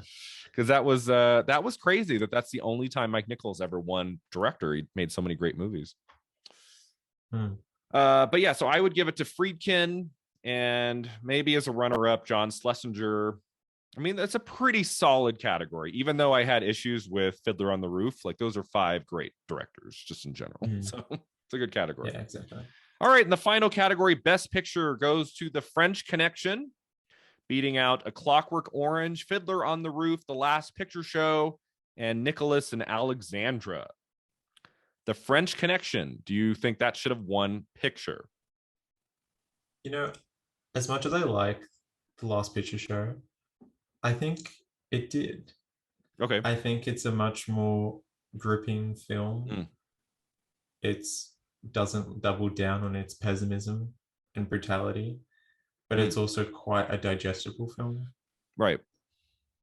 And also just like happy to see William Friedkin film winning Best Picture, knowing what would happen 2 years later with The Exorcist. I think he definitely, as much as The Last Picture Show is a film at a crossroads of old Hollywood and new Hollywood, I do respect that The French Connection goes like head first into the style of new Hollywood, doesn't take anything from the past, tries to create a new genre in itself. Pretty innovative film that I feel like is underappreciated, at least by today's standards. We should still be talking about that chase sequence. Oh, yeah. I mean, that sequence of Gene Hackman getting in that car, and it's not only the chase of the car, you're also seeing the subway above ground and the cutting back and forth, and Gene Hackman's performance there, and the way that William Friedkin stages that whole sequence. It's really astonishing. It's really fantastic. Holds up very well to this day. Yeah, that's a great choice. I would go with The Last Picture Show. I just prefer it. I just think it's a better movie overall than The French Connection. Sure. I would pick Last Picture Show, but I have no qualms on French Connection winning. That's a great choice. Yeah. Better choice than Patton, right? Oh my God, for sure. Also, just got to like shout out Nicholas and Alexandra. Like, they just cannot help themselves. How did that get in there? They just, I feel like, yeah, that's definitely like the old fashioned Academy coming through. Yeah. For really just like only one film there. Oh, I guess Fiddler would count as like an old fashioned movie. Fiddler's old fashioned, but was popular. Nicholas and Alexandra didn't even make its money back. So it's just because of the running time. Like, it was 3 hours plus, got nominated for picture. Maybe. But yeah, I think, yeah, like I said before with the Globes, I think it was a two-race horse between Fiddler and French Connection. Right. I feel like The Last Picture Show winning 2 acting awards was like as far as they were willing to go. Yeah. Also, just like across the board, got to shout out the feel bad endings of these movies. Like French Connection, they don't catch the guy. Last Picture Show, like the town is in ruins. Essentially, town is in ruins. Nicholas and Alexandra, the last scene. Have you seen the last scene of that movie? No, I didn't make it that far. It is devastating. Oh my gosh! I mean, you watch this movie for 3 hours, and it's got moments of levity, and at the last scene, it's like brutal and shocking, and they all die, and then it cuts to the end credits, and you're like, "Are you serious?" Oh, so it just ends with their execution, not even their like execution. The state of Russia. Okay. It ends with their execution. You don't really see it. You see the only shot of an execution is the boy. You see the bullet go through his cheek, and it's shocking and horrific. And then it just cuts to the guns, and then it cuts to the end credits, and you're like, You're like, are you serious right now? What do you So even talk yeah, about on the drive home? Like, downer endings. Clockwork Orange. I mean, mm-hmm. that's quite. Well, I don't know. I it don't know if you, didn't. I don't know if you call it a downer ending, but boy, it's quite the shocking final shot and reveal at the end. Oh, I And would then call it a bit of a downer. I mean, yeah, to show like how quickly like the politicians' interest yeah, changed when they how he realized that they switches. couldn't actually cure him. Right. My God. And also just like, yeah, I mean, the nudity was really making like a show in the 70s. I mean, in the early 70s. It's funny when you watch the Last Picture Show, you don't expect that to happen Mhm. when she's at the party, at the pool, I mean, sorry. And then they just do, and it's like, oh, that's right, we're not in like the 50s anymore or the 60s. Like Mhm. a lot of directors, especially male directors, are shooting topless women.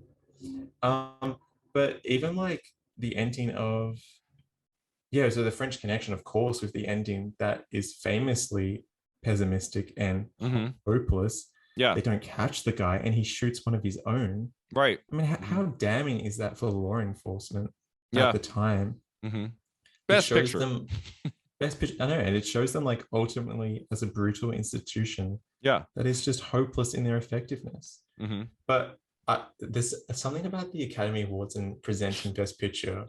I don't know if this is another myth. We love a myth about Jack Nicholson being the only actor they could find because other actors didn't want their name associated if The Clockwork Orange won. Right. Is Yeah, that there is was that a I real? don't know if that's real. There was a lot of controversy. Nobody really claps when they say Clockwork Orange. I mean, it actually kind of surprises me. The movie's so controversial and shocking. Kind of surprises me that it got in for picture and director. It feels like a movie that, oh, they might have given it a couple technical nominations and called it good. I mean, there Mm. was enough love for it. I mean, it came out in December of 71, and there was a lot of controversy around that movie for a long while. Like, I think Stanley Kubrick was like afraid for his life, the life of his family for a little bit, and he had to go live somewhere else. Like, there was like some crazy things going on with that movie.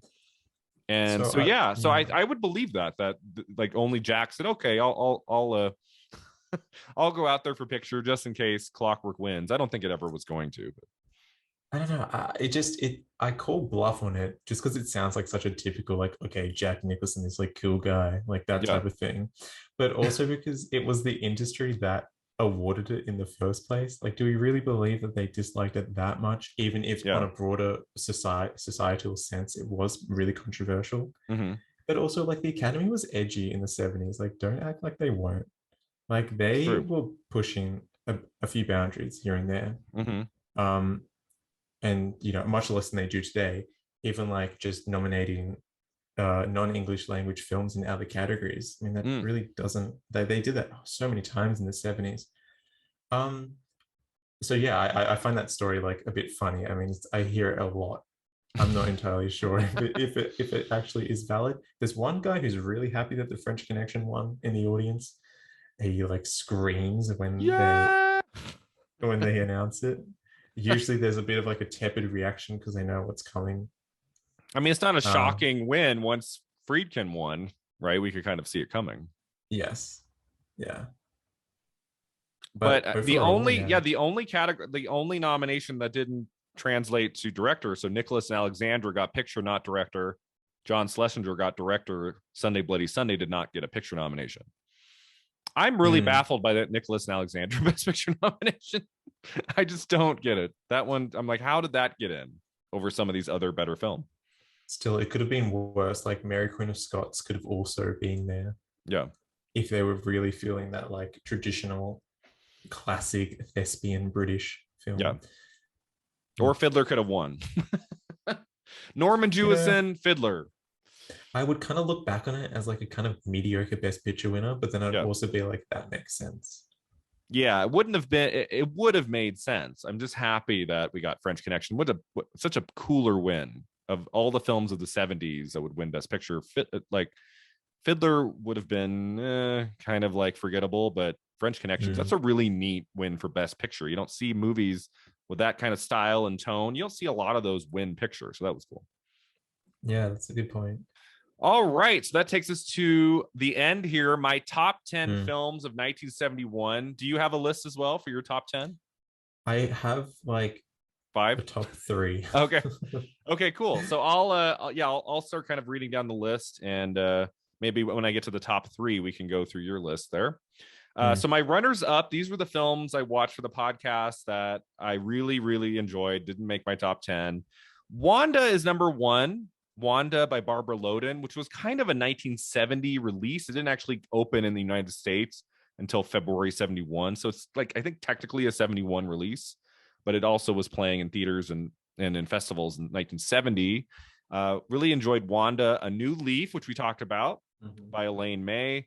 Get Carter, we have not mentioned. Get Carter with the great Michael Caine. That was a really great discovery. I'd never seen it before. Really enjoyed watching that for the podcast. Summer of 42. I know you don't like it. I had a good time with Summer of 42. My favorite horror film I watched for 71, I'm a huge horror fan, was The House That Dripped Blood, an anthology horror film with Peter Cushing and Christopher Lee. I had an absolute blast with that movie, and I can't wait to watch it again. The Beguiled with Clint Eastwood and Geraldine Page, really, really terrific film from the early part of the year. Escape from the Planet of the Apes, my favorite sequel of the original series of Planet of the Apes films. I love the third one. Play Misty for me, also with Clint Eastwood. Great film, his directorial debut. Dirty Harry, we just did an episode on that. Love that movie. It would have been like number 11 or 12. It just barely missed my list. Terrific film. And then the only film on the list I didn't do an episode for. We were going to do it. My guest fell through. Just never happened. Roman Polanski's Macbeth is a terrific film. We did not get to that one. Okay. Yeah. All right. A hard film to watch, but really well done. Yeah. So, you know how earlier I said, like, my view of the Oscars has been the Academy is always right? Yeah. You know, it's because my taste does overlap with their choices. Right. So in my top, like, 3 that is just, like, always in the back of my head, I have The French Connection and The Last Picture Show. Okay. In, like, 3 and 2, respectfully. And then A New Leaf is my favorite film from the year. That's awesome. Okay. Evidently so why A New Leaf? Well, first off, it is like this bitingly dark take on the rom-com, which just feels so refreshing in a sea of mediocre flicks. It's also just Elaine May, and to just be able to see her work is just a gift and like a pleasure always. I mean, sometimes Ishtar, we won't get there, but I like the script is hilarious. Walter Matthau is a great like comedic actor who always plays it super straight, right?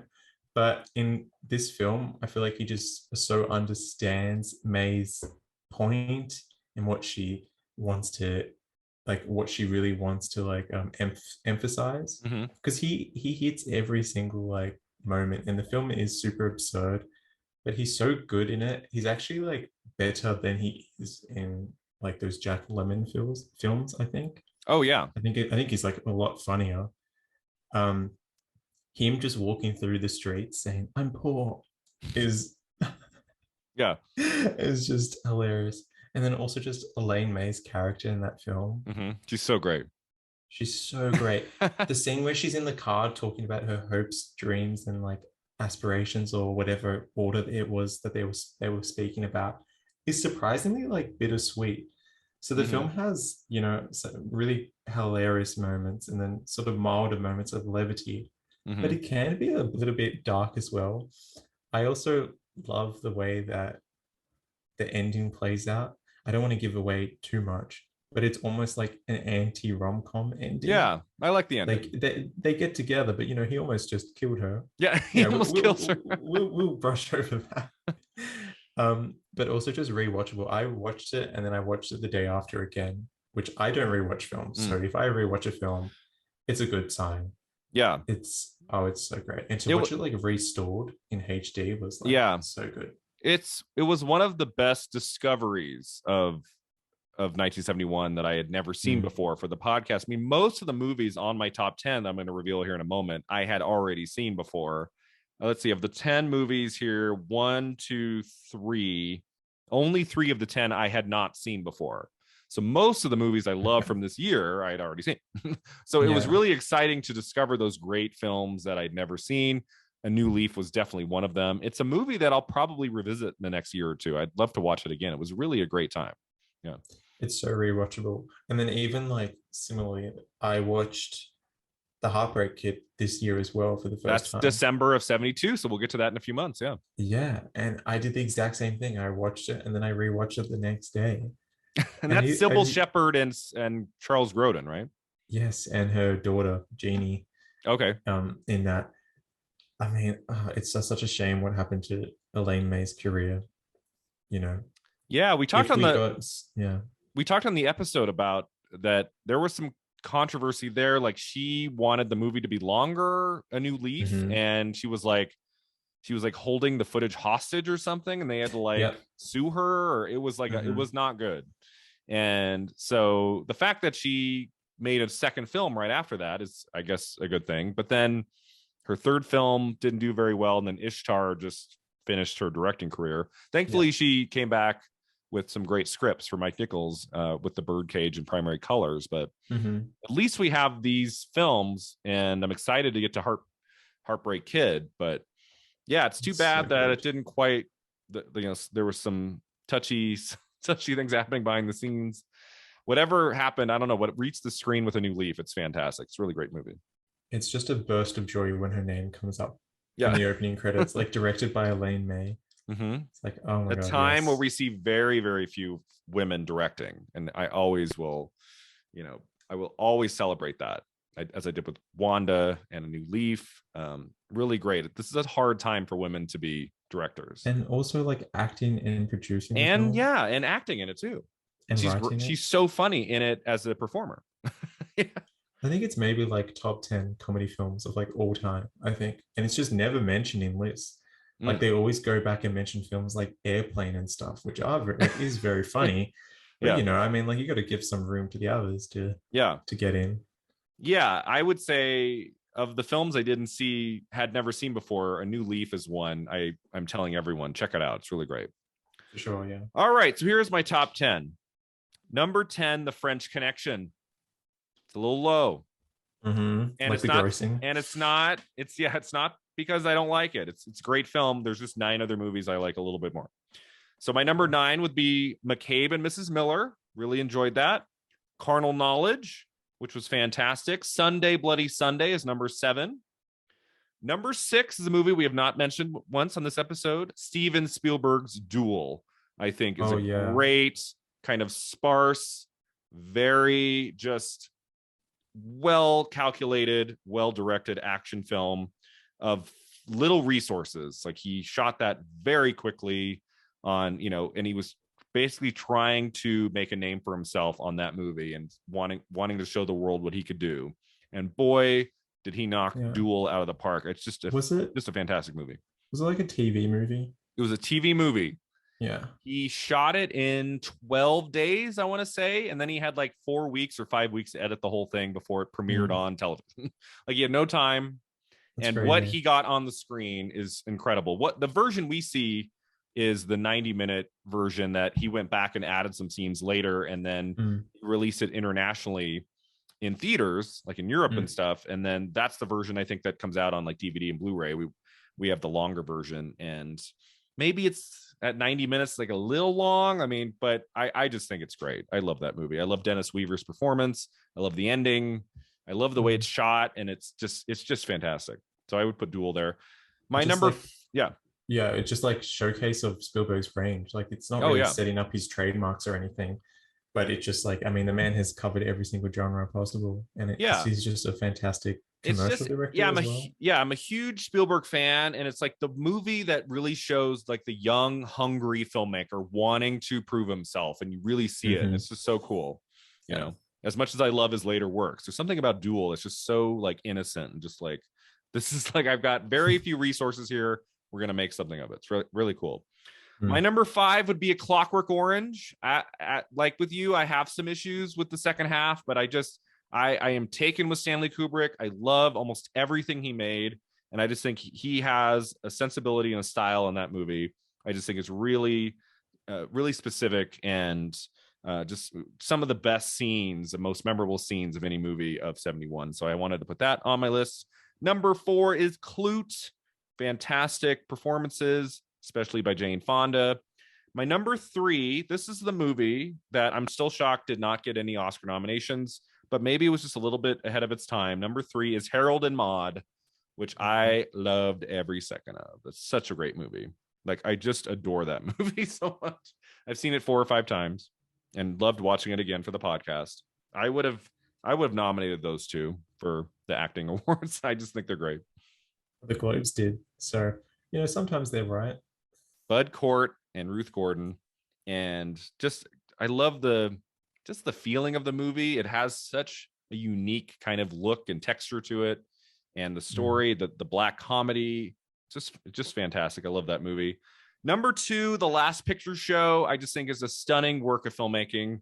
One of my favorite films of the 70s, for sure. I love the look of it, the black and white, the performances, the dialogue, the pacing of the movie. It's slow, but it's just like it really sucks you in. I said it on the episode.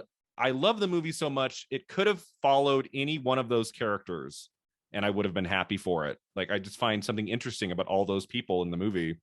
And the fact that we only get little glimpses of everybody, I just think it makes the movie even richer. I just love it. I loved it so much. I read the book, and the book follows the movie very closely. And so that was really cool to do too, to read the novel by Larry McMurtry too. My number 1 is in my top 10 movies of all time. And that's kind of a nostalgic thing, is Willy Wonka and the Chocolate Factory. I forgot about that. Yeah. Willy Wonka is in my top 10 favorite movies of all time. I've seen that movie at least 30 or 40 times. I love every second of it. I love the songs. Gene Wilder is just on another level of greatness in that movie.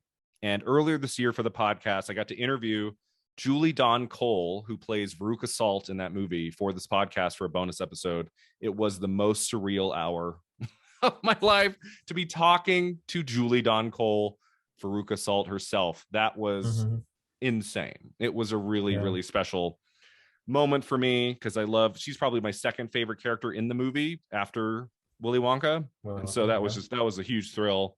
And it's just one of my all-time favorites. Has been since high school. I never get sick of it. I could watch it every year. Willy Wonka and the Chocolate Factory, my favorite film of 1971. Should have been nominated for more, do you think? Oh, yeah. I mean, I think we talked about it on the Oscar Wilde podcast. Should Gene Wilder been considered for supporting actor? I feel like supporting actor was a pretty weak category this year. He's not in the movie for like 30, 35 minutes. I mean, I think you could have made the case. I think it's hard because his name's in the title. So then it makes more sense. You'd consider him lead actor. But I feel like there's enough of the movie he's not in. And really the focus is Charlie, as he is in the book. I think you could have made the case for best supporting actor for Gene Wilder. And I think he would have been nominated for sure. But it is what it is. Oscar or no Oscar, one of my favorite performances in any movie of all time. Sure. Yeah. Great. Right. Yeah. Woo, we did it. What are you most looking forward to next year? I have the list. I did like a preliminary list of titles. I'd have to pull it up. I'd have to look at it. But obviously, February, March, I don't even get any time to just like look at a few kind of minor film. Like, it's Cabaret, Solaris, What's Up, Doc, Silent Running, The Godfather. Yeah. Like, just huge movies right off the bat. And then it's weird. And then like April to June, there's like nothing. Like, it's a lot of smaller titles. So we're kicking off the next season with some big movies like Cabaret and The Godfather. That's very exciting. And then after The Godfather, we'll kind of settle down in some titles you might not be as familiar with. And that'll be fun too. I love discovering new movies. So yeah, the 70s is my favorite decade of cinema. So many movies I have not seen from this decade. And we're going to touch on some more titles in the months to come, going into the movies of 1972. So thank you, James, for being my guest for this 1971 season finale. I would love for you to tell our listeners where they can find you online and your podcast, and anything you'd like to promote would be great. Sure. So, well, thank you, Brian, for having me. That was fun. Just for 1971, the 44th Academy Awards were a bit of a step up from the year prior, I think. I would agree. And it's very exciting to sort of indulge in our love for like The Last Picture Show and The French Connection. Yep. And it was so great to revisit those films I'd seen about 5+ years ago. Okay. Mm-hmm. And having like a different reading this time when the last picture show's ending, which sort of left me a bit flat the first time. So yeah, thank you once again for having me. You can find me on Twitter at Out of Oscar Pod. Okay. And then from there, you can find my personal Twitter. So Out of Oscar Pod, we talk about the films that sort of had a bit of a run during award season, but in the end, the Academy just decided not to nominate. So next year, we're focusing exclusively on the Best Picture nomination losers, if you Okay. will. I'm still trying to find out the best way to phrase that. Oh, cool.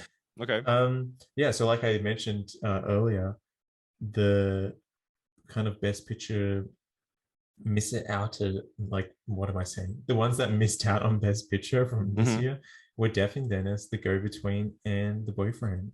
So you sort of learn a little bit about Academy taste, about their preferences, and then just like rewriting history, especially film and Oscar history, is just an interesting nugget in itself. So yeah, we'll be returning in a couple of weeks. I'm just, enjoying my summer break because it is summer down here. Yeah, so stay tuned for that. And Brian, I'd love to have you on for that'd be an fun episode for that. We'll keep in touch. Let me know.